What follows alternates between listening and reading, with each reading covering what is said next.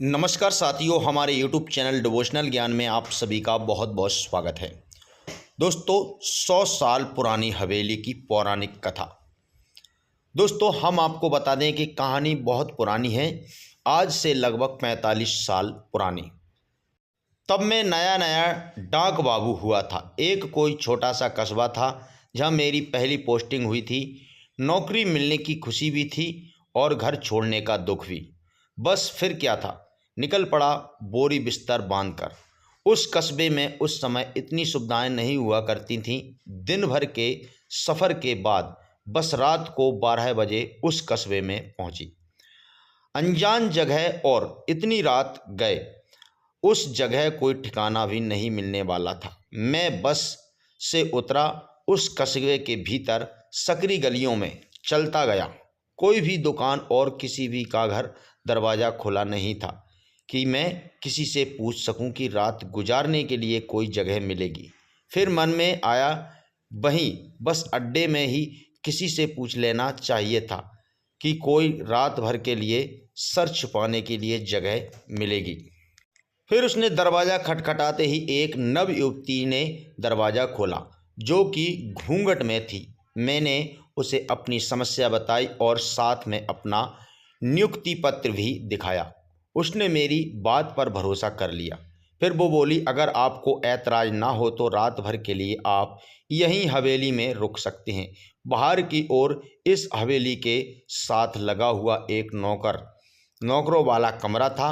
सारा ज़रूरत का सामान वहाँ है, जैसे कि बिस्तर वगैरह। बस मैं आपके लिए उस कमरे में पीने का साफ रख देती हूँ, पानी, कुछ जलपान की व्यवस्था भी कर देती हूँ।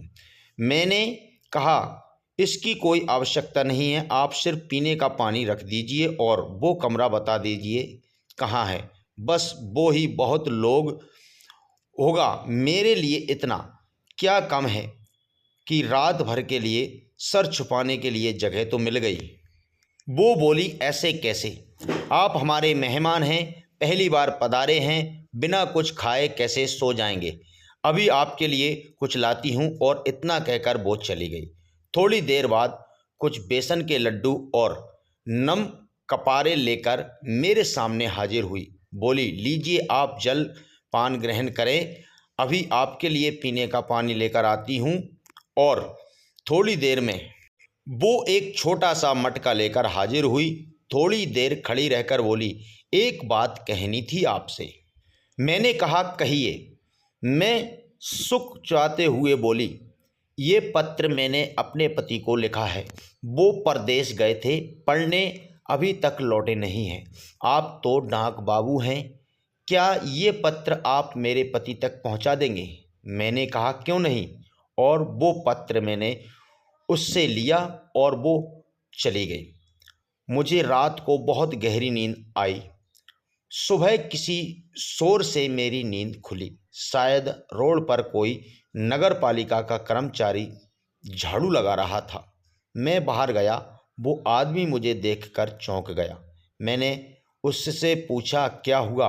उसने कहा, आप इस 100 साल पुरानी टूटी फूटी हवेली में क्या कर रहे हैं।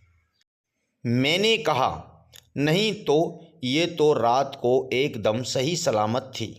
उसने कहा, ऐसा ही होता है, यहाँ जो भी आता है। 100 साल पहले इस हवेली की मालकिन ने अपने पति का इंतज़ार करते करते यहाँ दम तोड़ दिया था, लेकिन वो कभी किसी को नुकसान नहीं पहुँचाती। मैंने अपनी जेब में हाथ डाला तो वही पत्र निकल कर आया जो किसी ने इस पत्र को 100 साल पहले इसी हवेली में लिखा था। तो दोस्तों, आपको यह कहानी कैसी लगी? अच्छी लगी हो, ऐसी कहानी देखने के लिए आप हमारे चैनल से जुड़ जाएं। सब्सक्राइब और बेल के आइकन पर क्लिक करके वीडियो देखने के लिए आप सभी का बहुत बहुत धन्यवाद।